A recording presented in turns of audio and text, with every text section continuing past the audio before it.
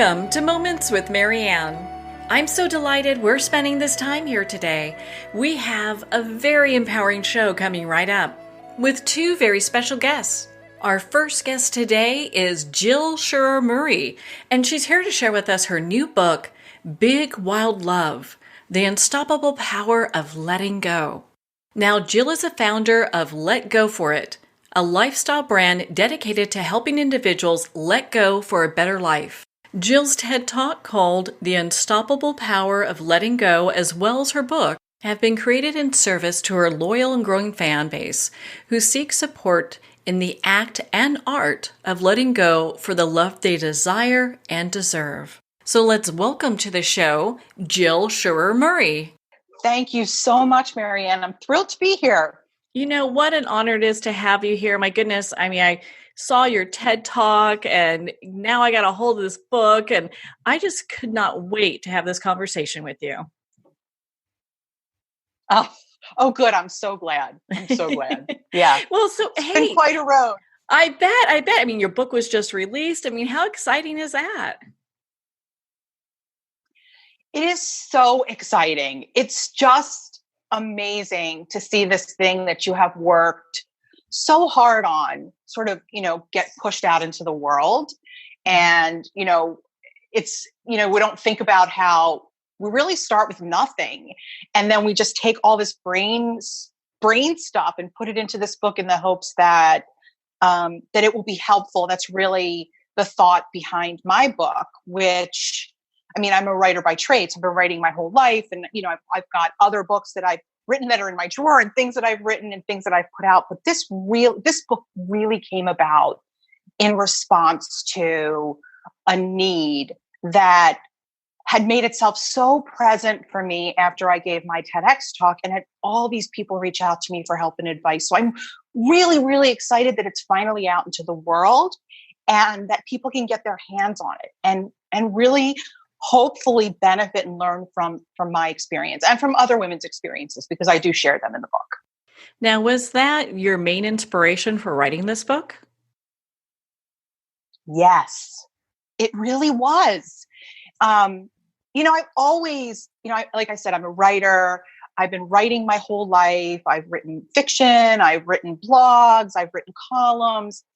But this book really came to me because people out there really had questions. I knew that, and I talk about letting go. So I knew that, letting go had been an issue for me in the past and in my lifetime.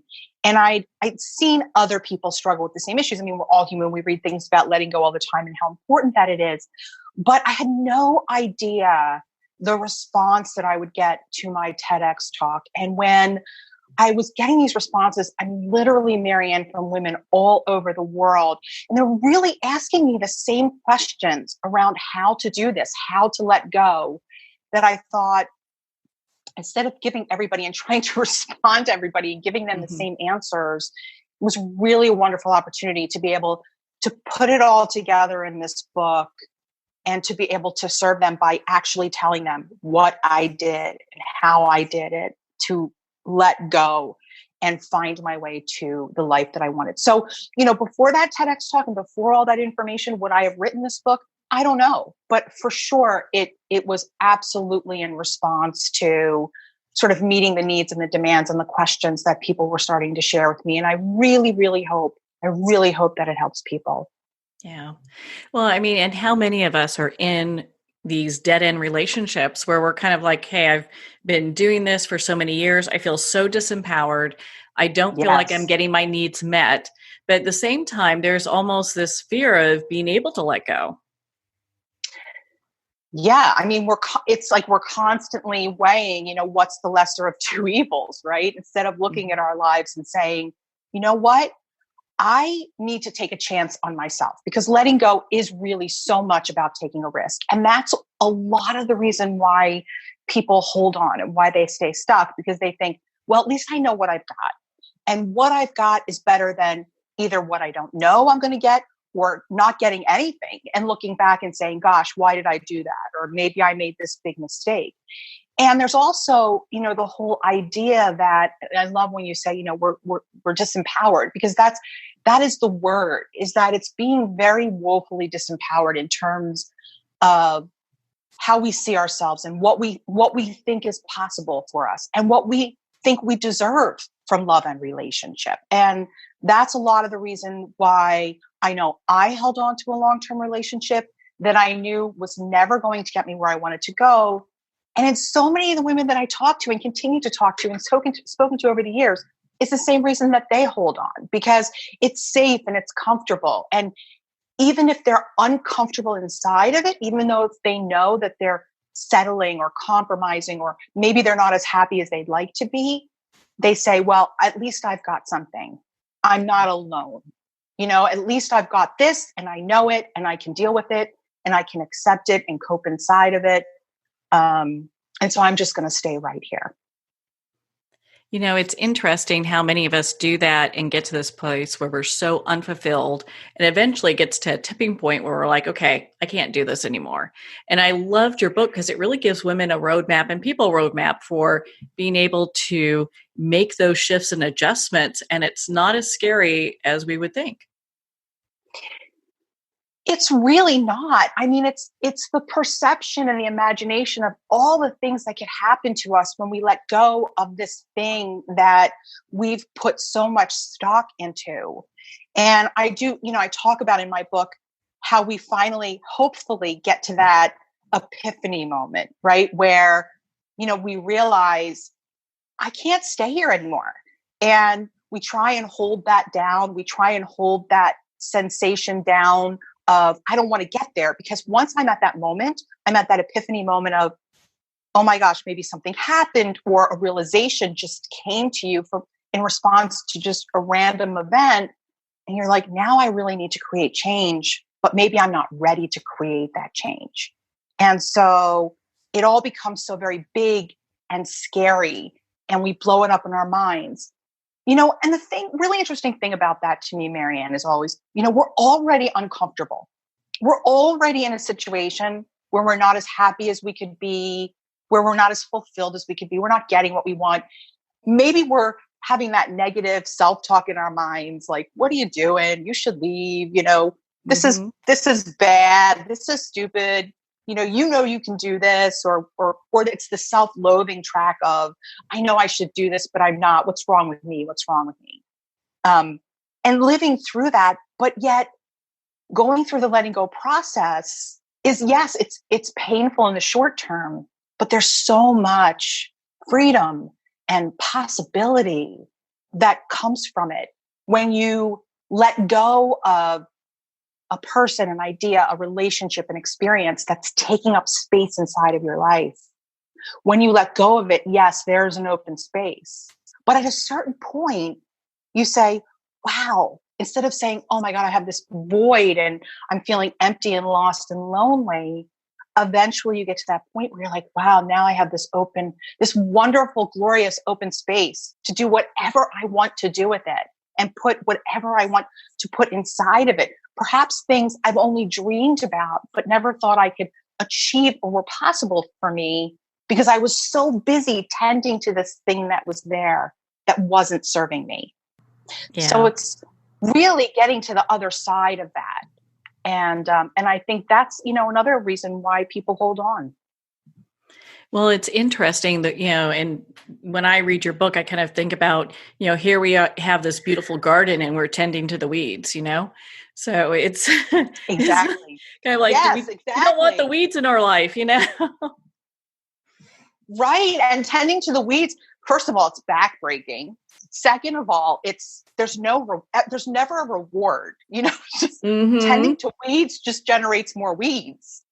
I love that analogy because it's perfect. It's like we're putting all of our energy into those weeds when we could be, ripping up those weeds and toiling some new soil, giving ourselves the time to do that and to start to cultivate what we want to put there. So, and that's the beauty of letting go, is really, if you can get yourself to a place where you're willing to let go of the weeds, where you're willing to take the risk that something better is going to grow there, then you can do it. But, my book is called Big Wild Love because that's really what you need to have in order to be able to take those risks, is to have big, wild love for yourself. Because that big, wild love is what tells you, I'm going to pull these weeds, but I know that I'm also going to be able to put something really lovely and really beautiful there because I have the power and the capacity to do that, because I believe in myself. I trust myself. I love myself. I know what I'm capable of. And I know that no matter what happens, I will be okay because I am awesome. So I love that, and I think a lot of times when we're kind of in it, it's hard to see that area of self-love because we're already in a place where we're feeling kind of down and disempowered. How did you get to this place of self-love? Well, I think being in the place of feeling down and disempowered and getting to that epiphany moment, because I think if we can get to a point in that sense of disempowerment where we can get really quiet and still and stop asking questions about the other person's motivation, the other person and what they're doing and why they're not doing what we want or need, or not giving us what we want or need, asking ourselves the victim-y kinds of questions like, why me? Or this isn't fair? Or how did I get here? If we can get to that place of stillness where we can allow that moment of epiphany that says, wait a minute, I need to let go. I really need to start thinking about, what can I do here to get to a better place? Then what happens, at least this is what happened for me, is I started to change my inner dialogue, which went from, why isn't my boyfriend giving this to me? And maybe I need to be smarter and prettier and thinner and more accommodating and more flexible and more willing to defer my needs, and then he'll give it to me, to, why am I here? What am I getting from it? What do I need to know about myself that has me making this choice right now? What is my motivation for staying? And what do I need to change, adjust, reimagine for myself in order to be able to let go and move forward? So I started naturally asking myself different questions. And as I started to ask myself those questions, I started to realize that I always had the freedom of choice. I always had the power to say, you know what? Because my ex was a good person, he just didn't want what I did. I could have always said to him, you know what? I love you and I wish you well, but you can't give me what I need. And so I'm not going to wait for you to decide what I have. I'm going to choose it for myself and take that first bold, brave step away.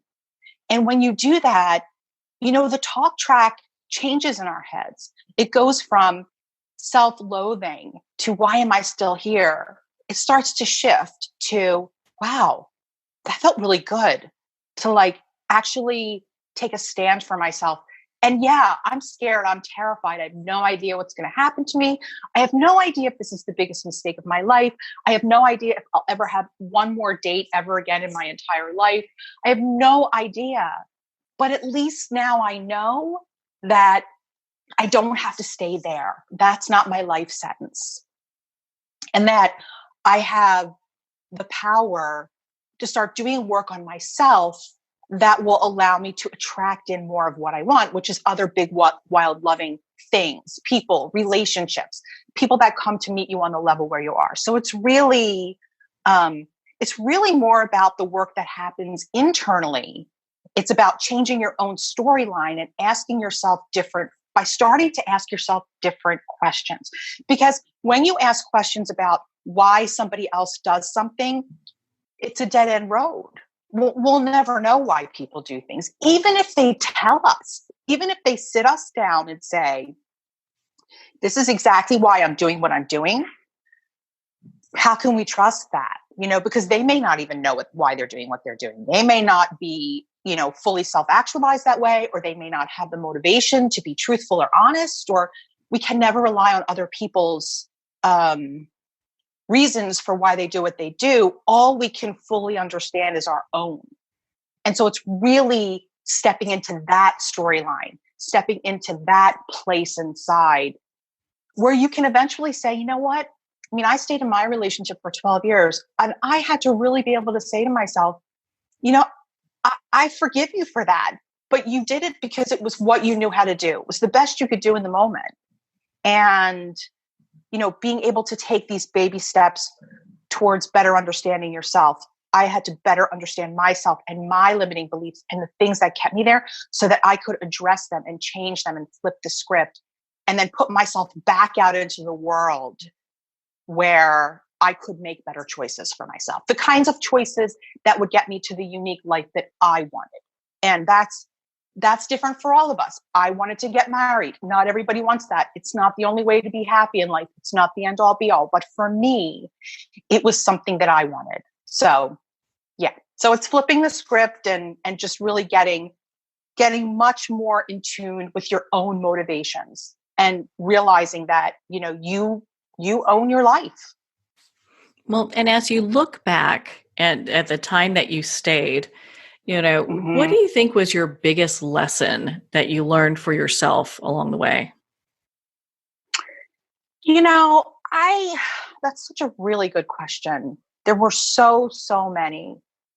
I think the biggest lesson that I learned was that I think what I really just said was that I always had the power to choose differently. And, you know, I operated from a lot of limiting beliefs, Marianne, that, you know, I had to look a certain way and be a certain way and feel a certain way in order to be loved. And I let those beliefs really guide me. But what I learned in that whole experience was that I was very strong and resilient and that I really didn't need to be in a situation that wasn't giving me what I wanted. And I also learned that, and I really do believe this, I think finding the right, healthy love, relationships, partners, things, whatever we want in life there's kind of a spectrum. And we all have to go through our own learning process. So when I was in my 20s, I dated very badly. I had some really terrible boyfriends. They were horrible. I mean, I look back at them and I think, oh, Jill, dear Lord, what were you doing there? I think we've all had that. Right. And then in my 30s, when I met my boyfriend, my long-term, he was really a good person who just didn't want what I wanted. I was progressing. So I was doing better, but I still hadn't gotten myself where I wanted to go. So, you know, I like to think that every relationship, every choice that we make ultimately brings us closer to who we're meant to be and what we ultimately want and choose to bring into our lives. If we're taking our lessons, if we're doing that internal retrospective that I talked about, if we're being thoughtful about what we are feeling and learning from all the different experiences that we have in a way that allows us to apply that to the next time up at bat. And what I felt in leaving that relationship was, you know, after I forgave myself for spending so much time was, you know, but I really got a lot from that. And it was with a really good person and I got closer. I didn't get all the way there, but I got closer. And all of that gave me the footing and the grounding and the lift that I needed to move on. And the next time out of the gate actually was the right time.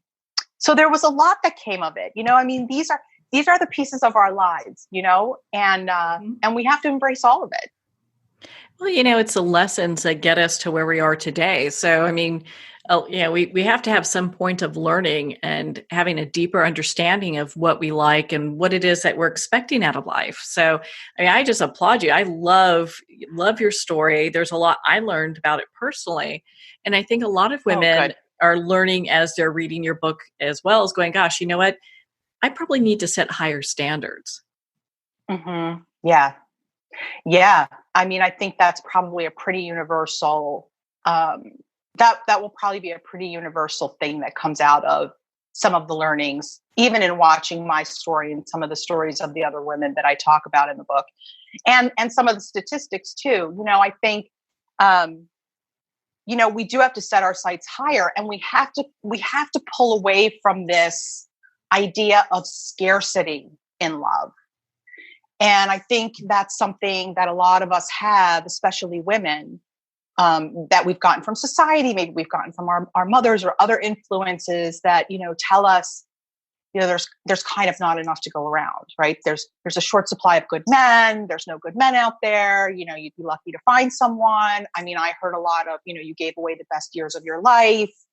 So we have this mindset that we're lucky to have someone because there's not that many good people out there. And I just, you know what, Marianne, I just don't believe that. I think there are a lot of wonderful people out there. I mean, yes, there are some really not so great people in the world, but I really believe, especially, the statistics don't lie. I mean, more than 50% of the population is single for the first time ever, which means that it's not just women being single. There's men being single. There's a lot of people, newly in the dating pool due to divorce, not just first divorces, but second divorces, third divorces. I'm not advocating divorce, but I'm just stating some of the things that I learned. People are waiting longer to get married. So there's really abundance out there in terms of love and, finding a potential partner. And I think it's a mindset that's really hard for so many of us because we've had failed relationships. We've seen failed relationships. We have access to so much information online that it's really easy for us to find proof for our beliefs. So if we believe that there's scarcity, if we believe there are no good men out there, we will certainly find information that will confirm that for us. But I also believe that if we flip the switch and we come from a place of empowering beliefs versus limiting beliefs, and we search for proof of those, I think we'll find that information too. Because I know there's so many people I know, over 40, under 40, over 50. I had friends who just got married for the first time, if that's what you want, at age 60, and they couldn't be happier. I mean, every year is a part of our life. So I think it's really about going into love and relationship with a spirit of abundance instead of lack. Oh man, you've got that right. Because how often do you hear, "Oh, I'm 50 and there are no good guys out there."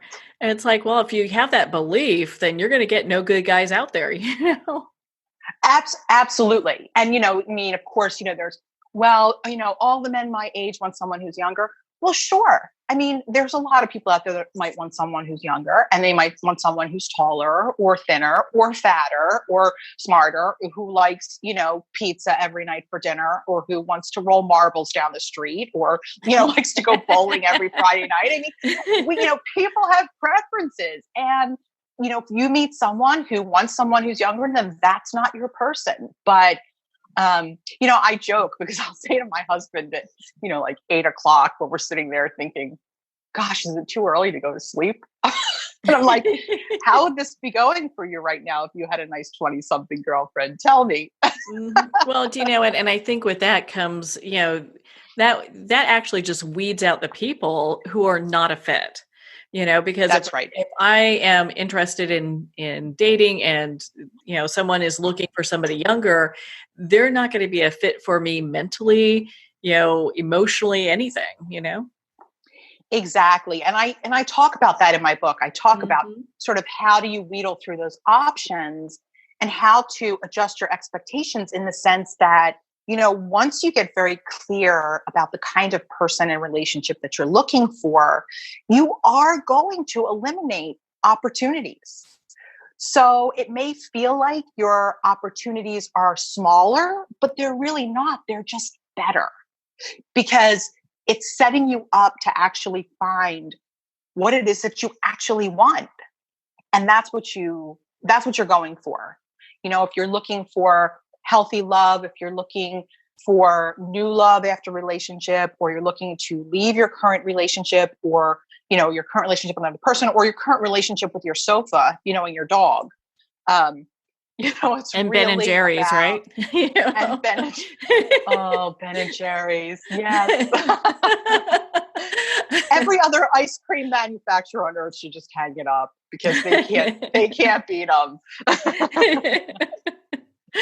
Especially Ben and Jerry. Mm. That's not a good throuple. Okay. Not good. But it's really about, and I say this in my book, it's really, I spent many years in corporate America. I mean, it's really borrowing from the whole notion of a business plan, but really applying that to how you go about finding the right fit and love, being very targeted and very specific, and being aware of if you are, unusually drawn or attracted to someone that you've never met before or you don't know, that might be a red flag, because that might be some old behavior or old wound or old comfort that's rising back up on you that is, drawing you to it. So like, for example, when I started dating after I left my relationship, I met a guy online who I really, really liked. And we had great dates together, but we would have a date and then I wouldn't hear from him for weeks. And then he would call me from out of the blue and I would make myself available and we would have another date. And I really, really liked him. But what I really liked was that he reminded me of what I was used to, which was deferring my needs, not asking for much, and being grateful to have attention. And so after the third date, I declined. And I was really proud of myself. And I was like, yay, good day for big, wild love. Because he was just reinforcing all the old behaviors, bringing them back up. And that was very comfortable to me, but it was never serving me. So, we have to really pay attention. And we have to be very, very clear and pay attention to what we want versus what our impulses draw us to. Does that make sense? It makes perfect sense. I mean, how often do we kind of get stuck in getting stuck because it's comfortable, but we're miserable. And Right. I've got to say, if you were to have a superpower, it's definitely letting go. Yes. And believe me, Marianne, I walk my talk every single day. I walk my talk. And sometimes when I'm spinning on something or, my husband will be like, what are you doing over there? You're right. I need to let go. And I literally throw myself in my process every time, no matter what it is. In fact, I recently let go of my corporate job, which was not serving me anymore. I find myself, even if I'm like spinning on somebody else's bad behavior that I just don't understand, I'm scratching my head, I will catch myself and I will say, why am I holding on so tightly to this other person's story? It has nothing to do with me. It's their choice. It's their road. And what I usually can find is that it's a good way for me to distract myself from my own. Wow. So I immediately re-envision and refocus and bring myself back to my life and what I want. And I ask myself, if spinning on that other person's life choices is advancing me closer to what I want. And if it's not, I have to let it go because I don't have the space for it. None of us do. That's such good advice. I mean, and for women that are kind of just struggling with that letting go, what advice do you have for them? I know we've covered a lot. Yeah. Well, I really think that our limiting beliefs are very powerful. And I've talked to women a lot.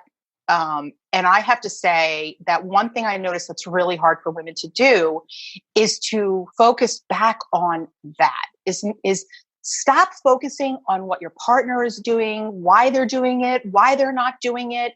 Don't spend your time armchair diagnosing another person.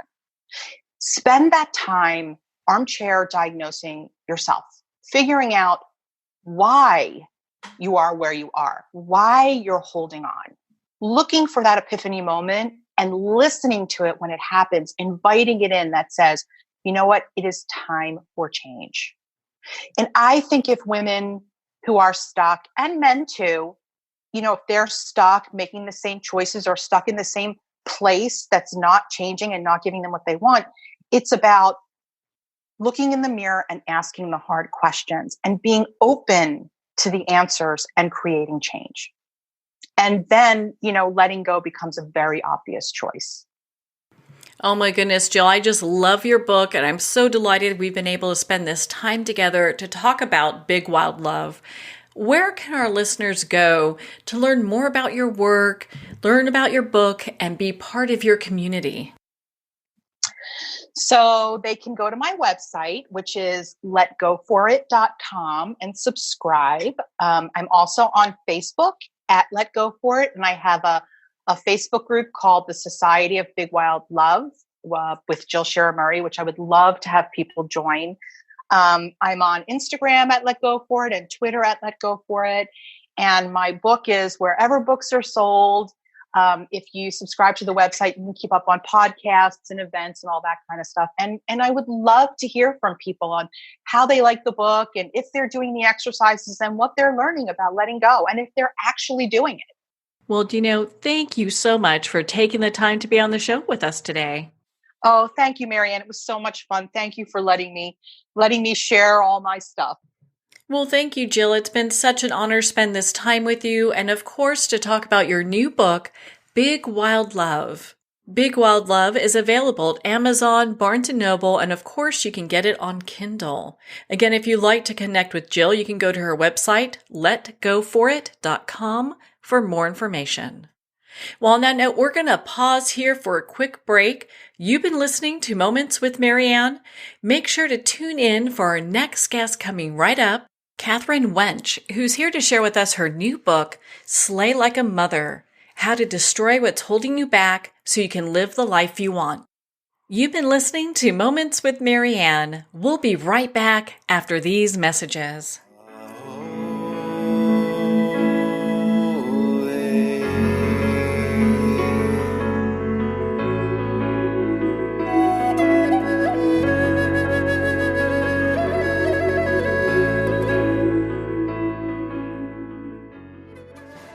Internationally recognized and award-winning author Judy Goodman works and teaches outside the box of limited thinking. Working with people from every walk of life, her goal is to empower you to be the best you can be, no matter what the challenge is. Born with the gift of seeing beyond our normal vision, she has an extraordinary gift of working with every challenge. Teaching beyond conventional wisdom, her work is described as life-changing. Visit judygoodman.com. That's judygoodman.com.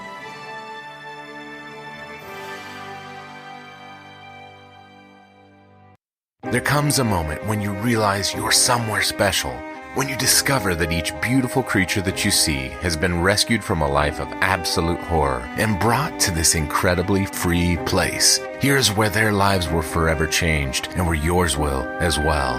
Discover over 500 tigers, bears, and lions at the brand new visitor center at the Wild Animal Sanctuary just outside Denver. For more information, visit wildanimalsanctuary.org. Discover true freedom at the Wild Animal Sanctuary.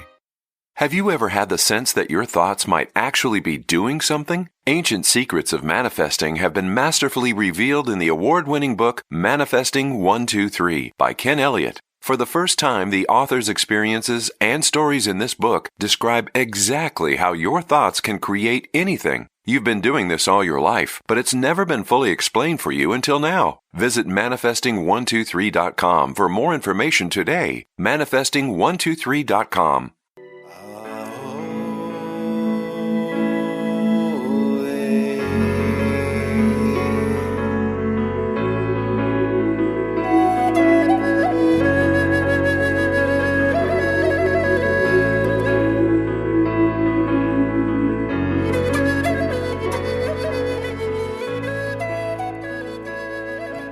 Welcome back to Moments with Marianne.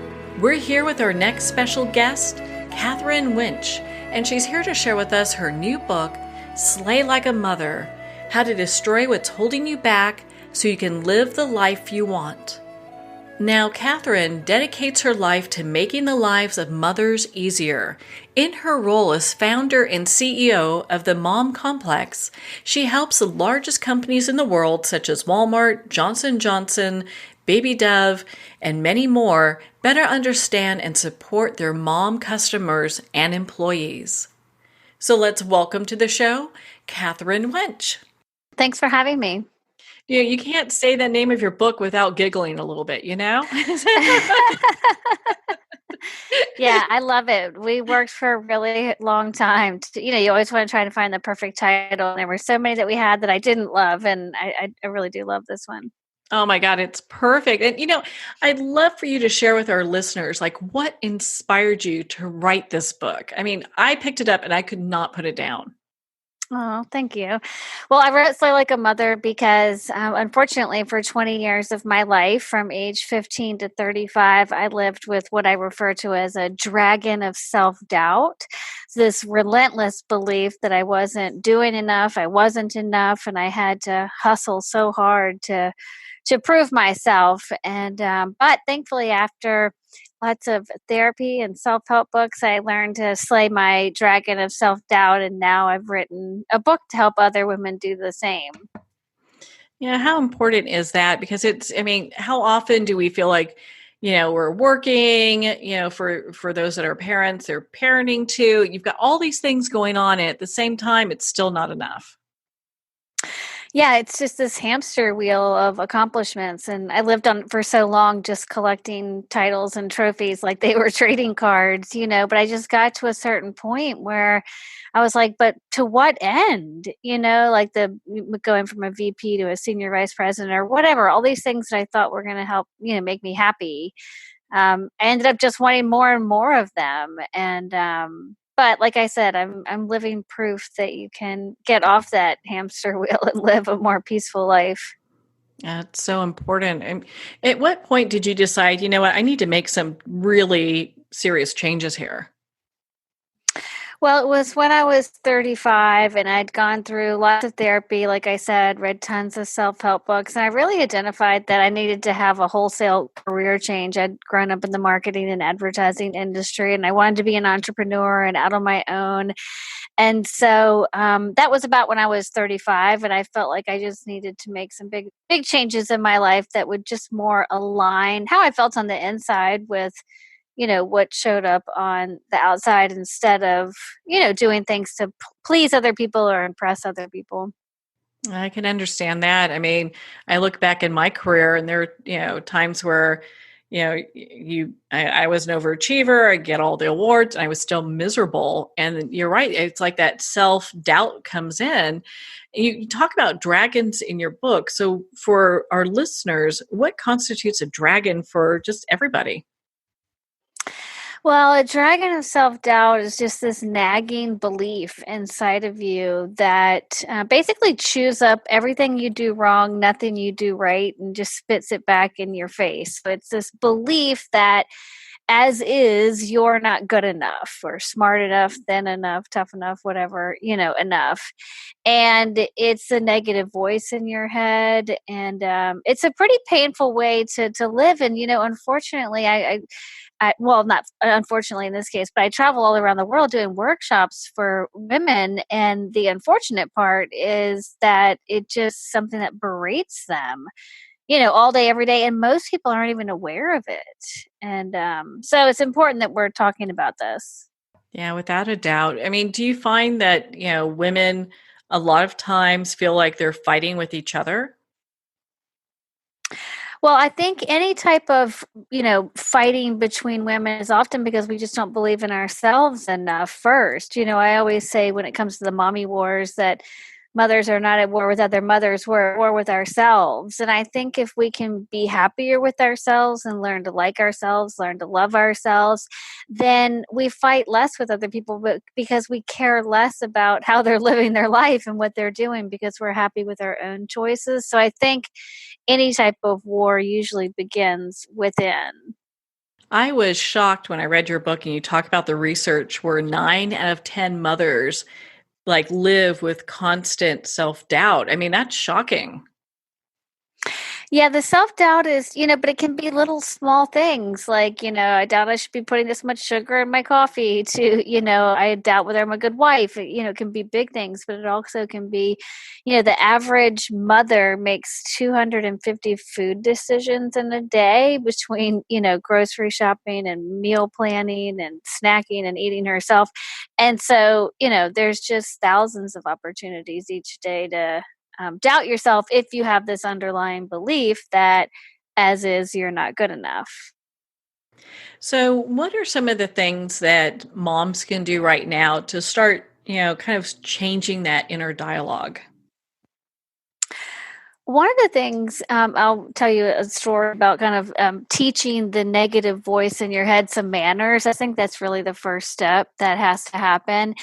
And so I'll give you an example from my own life that's sharing too much information, but it'll get the point across. So I really like to ride the Peloton bike. And I was on a business trip a couple months ago, and they had a Peloton bike, and I was riding it. When I was done, I reached back to kind of stretch and put both of my hands on the top of my backside and felt what felt like was two handfuls of cellulite.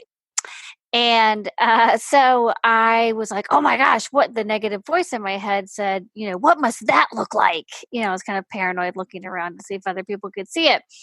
And then, so first of all, I heard the negative voice in my head, attacking me. But then I taught it some manners. And I said, what this looks like is that I got my rear end out of bed and I went to the gym. That's what this looks like, period.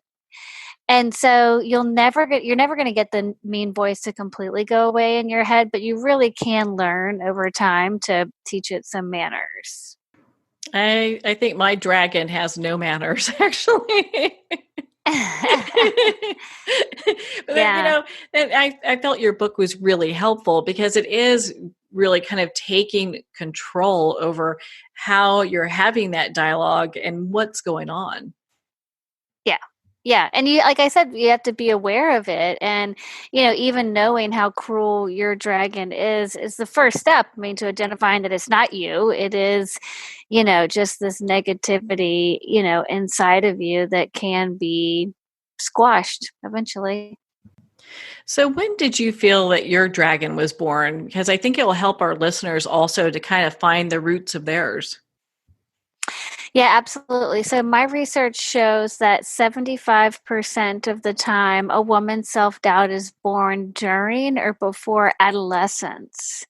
So it's often quite young that our self-doubt begins to grow. And it's, can happen from terrible events like trauma and abuse all the way to very small slights. Somebody made fun of you in the fifth grade because you spelled a word wrong.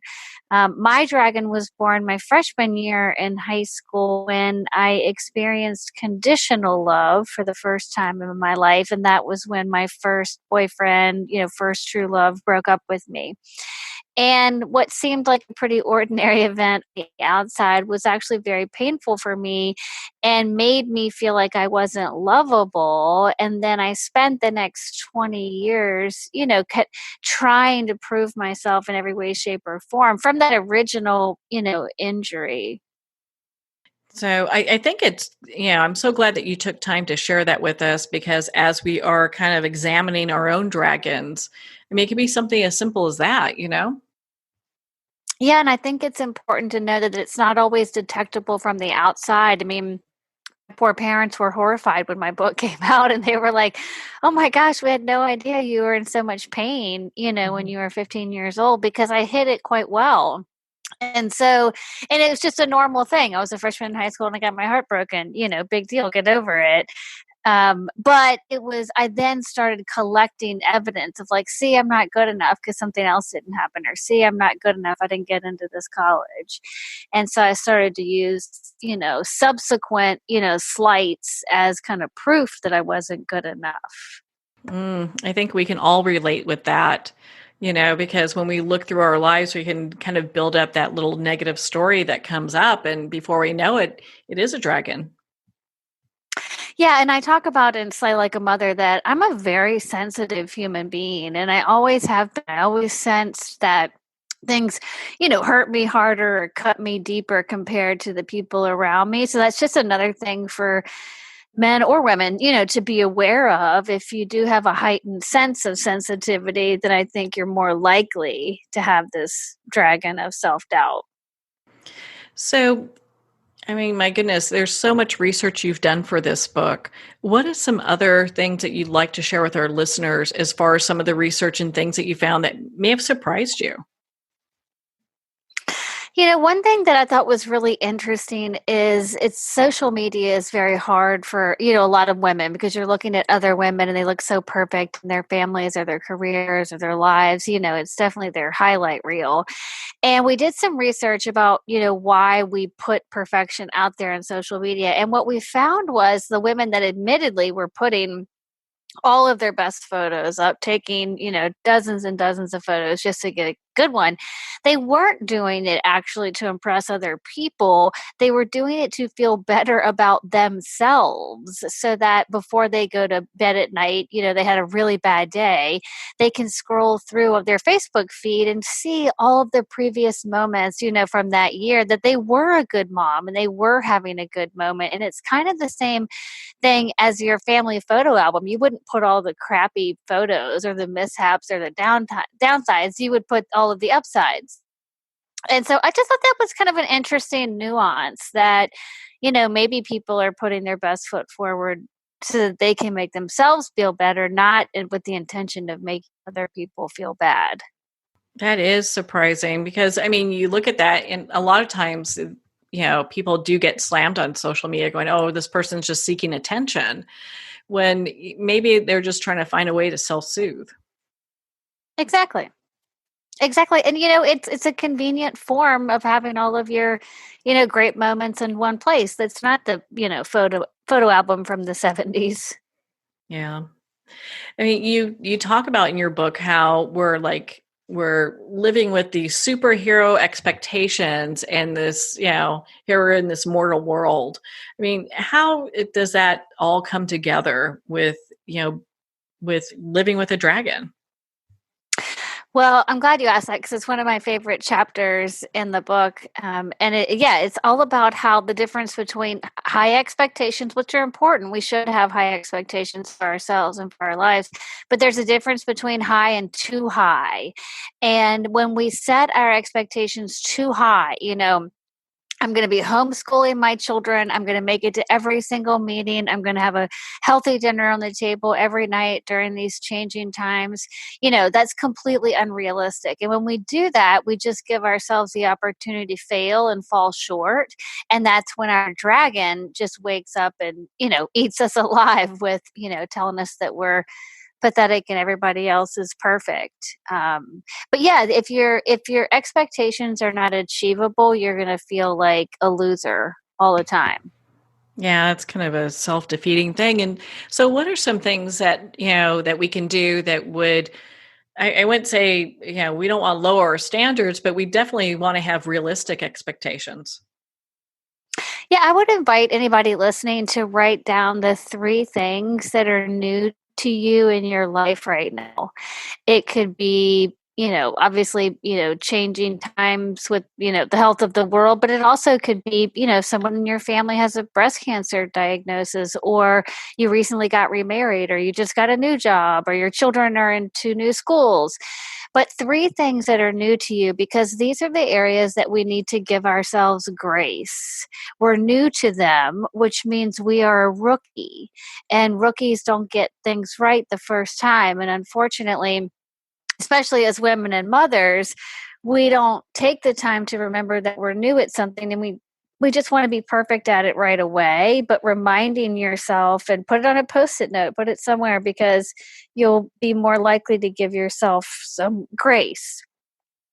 So we talked about how we feel about ourselves, but what other areas of a mom's life are affected by self-doubt?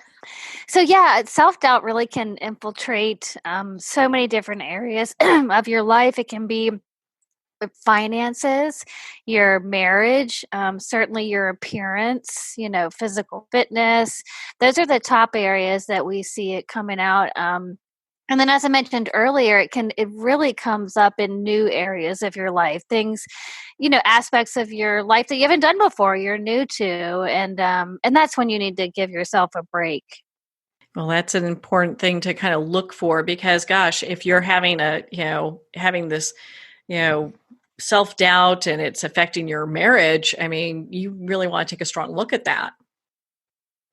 Yeah, absolutely. And it can affect a lot of your relationships. And again, if you're operating from the point that I'm not worthy, I'm not good enough, you probably are going to, fuss and fight with your partner more and, be suspicious even when they compliment you. It's hard for you to even hear that. And so it does put a wedge in between, a lot of relationships in your life. And then once you heal yourself and you learn to love yourself, then relationships get a little bit easier. I mean, I even say in my life that I still have a lot of chaos in my life. I'm a normal, human being, but it's easier to deal with the chaos around you when you're not also dealing with the chaos inside of you.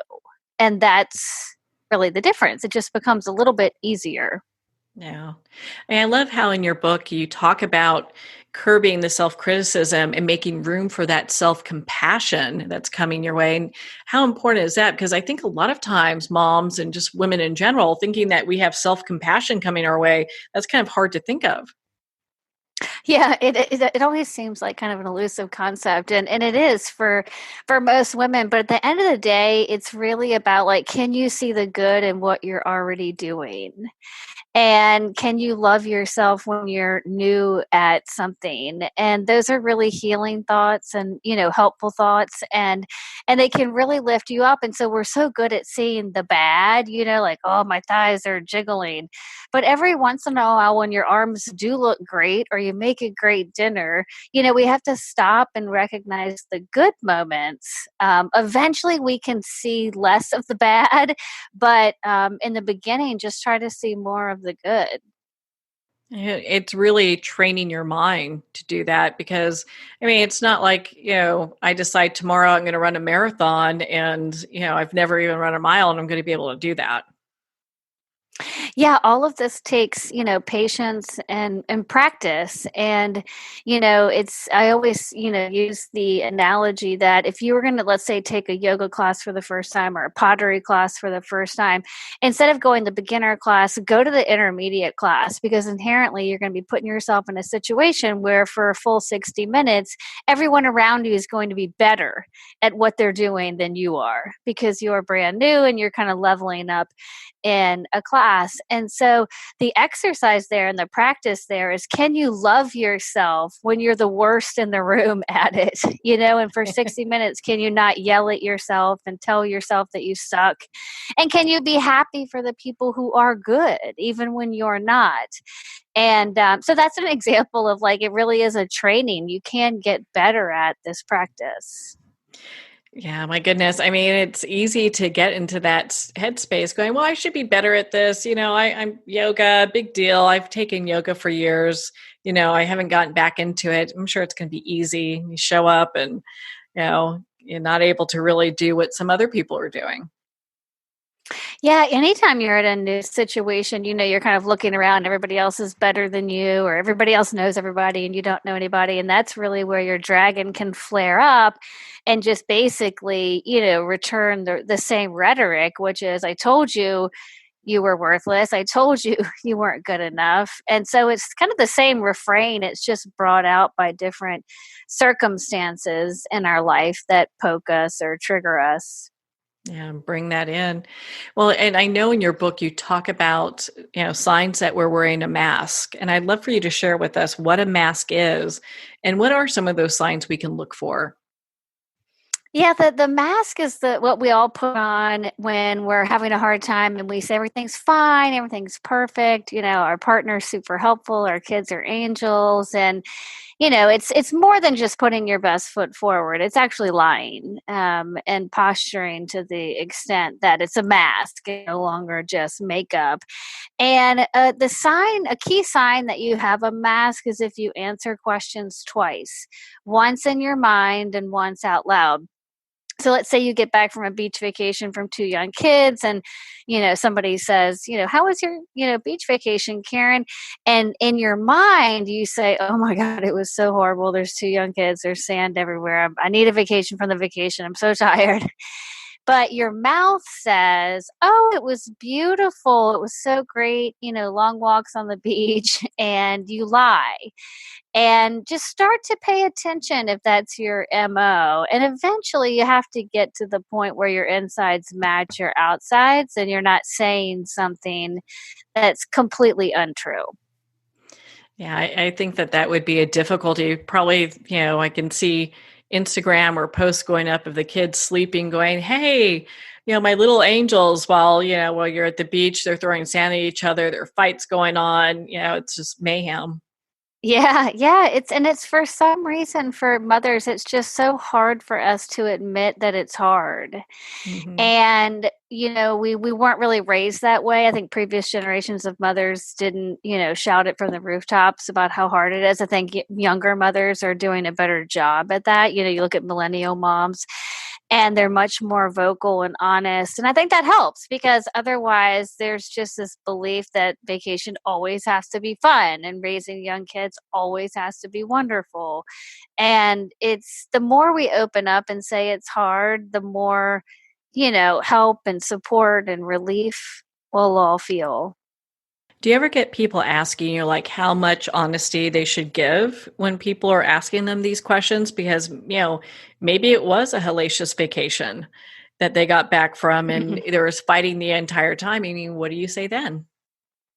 Yeah, that what I always say is just make sure some of the truth comes out. It doesn't have to be all of the truth, but don't have it be, completely a facade. So let's say your marriage is in trouble and you and your husband, were fighting the whole time, then I think a more honest answer is, what, my husband and I didn't get along the whole time, but when we did, it was great, or something that at least lets some of your truth leak out because you have to feel that it's okay. Like you have to let some of the truth leak out and then you see that the world keeps spinning and you don't have to be perfect and people don't, hate you because of it or think less of you because of it. So just let some of it come out. Do you ever feel that people get to a point that their dragons can be just extinguished? They're like, hey, I'm done with my dragons. Or is that kind of another sense of, not really being honest? Because I think we all have things going on.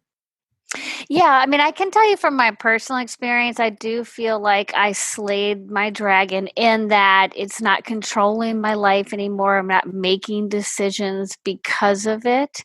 But what I usually say is that I can hear the echo quite frequently. It's still like, old habits die hard. And so I still hear some of that negativity. But like I said earlier, I can help.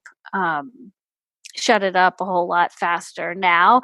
But I think people have different experiences. And I've had some readers say that they feel like they have multiple dragons and they have like a dragon in their marriage and they have a dragon with their boss or their career, and they're slightly different. So I think it might be different for different people. So can moms teach their children, how to slay their dragons too? Moms can absolutely teach their children to slay dragons. And the final chapter in my book is called Raising Dragon Slayers. And that's what it's all about is teaching our children to be aware of these beasts and therefore more resilient against them. And one of the exercises that I recommend in Slay Like a Mother is to, at the end of each day, discuss with your children their peak and their pit, as well as yours. So the best part and the worst part of your day. And what this will teach you and your children is that no day is perfect. Every day has a really bad part to it. And they should expect that for tomorrow too. And also that their mother is not perfect. They'll learn that you have highs and lows. And I think it's really good. I think it's really important to raise children in households where they don't feel like they have to be perfect and that they see that there are bad days, bad times, bad moments. And I think that's important. That probably takes a lot of stress off.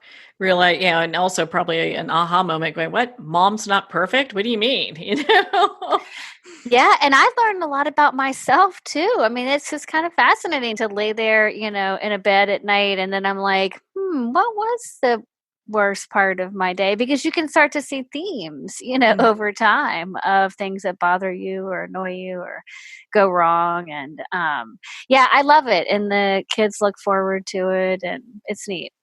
Oh my goodness. Well, and I think I have time for one or two more questions here. It's so often that moms get to this point where, saying no is like a bad word. So how do they set boundaries and really establish what is, healthy for them? I try to tell mothers all over that if you have a problem saying no, that's not actually your problem. Your problem isn't that you can't say no to other people. It's that you have a hard time saying yes to yourself. And that's really what you're doing. When you say no to the bake sale, you're saying yes to staying home and reading a magazine or getting a pedicure. You're saying yes to yourself, or you have the ability to say yes to yourself. And so what I invite women to do is put yourself on your calendar in reoccurring meetings for the things that really replenish your tank. So it could be a yoga class every Wednesday or once a month wine with your girlfriends, but put it on there in reoccurring meetings so that you're committing to doing it ongoing, and do it out in the future. So let's say 6 weeks from now, when that time approaches, you're already there and built in on your calendar, and you can fit all the other stuff in, but you're choosing to make sure that you say yes to yourself. That's such important advice, because how often do moms, they're like at the bottom of the list if they even make the list, so being able to have that time for yourself seems like it could be such a rare thing. Yeah, and our lives revolve around our calendar. So if you go to your calendar, next week, it's really hard just to find time to go to the gym or go somewhere or work out or whatever it is, take a bath. But if you have that pre-planning, and then somebody comes to you and says, hey, can we talk at 2:00 on Tuesday about X, Y, Z, and you're already marked off on your calendar, then you say, no, I can't do it at 2, but how about at 4? And 9 times out of 10, the other person just goes, okay. I can make that work. Well, I love that. I love your book. Katherine, where can our listeners connect with you and be part of your community?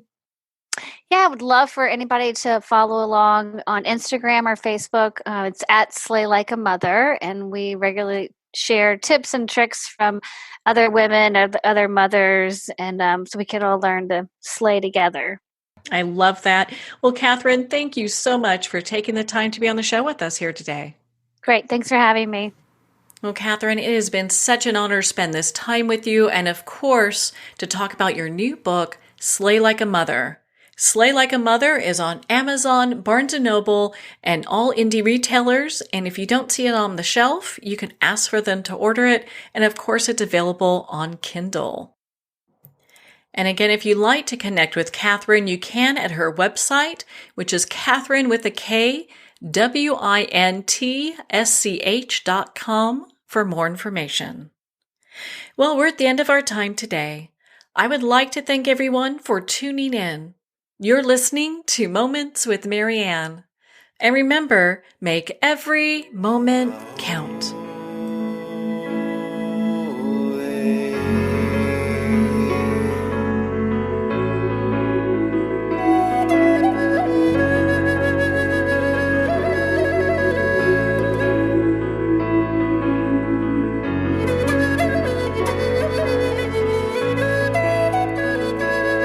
In a single moment, your life can change. Moments with Marianne is a transformative hour that covers an endless array of topics with the best of the best. Her guests are leaders in their fields, ranging from inspirational authors, top industry leaders, and business and spiritual entrepreneurs. Each guest is gifted and a true visionary, a recognized leader in her own work, and while teaching others to develop, refocus, and grow, Marianne will bring the best guest and sometimes a special surprise. Don't miss this. You never know just which moment will change your life forever. Moments with Marianne airs every Sunday, Monday, Thursday, and Friday at 8 p.m. Eastern and 5 p.m. Pacific Time. Make sure to tune in and visit momentswithmarianne.com for more information.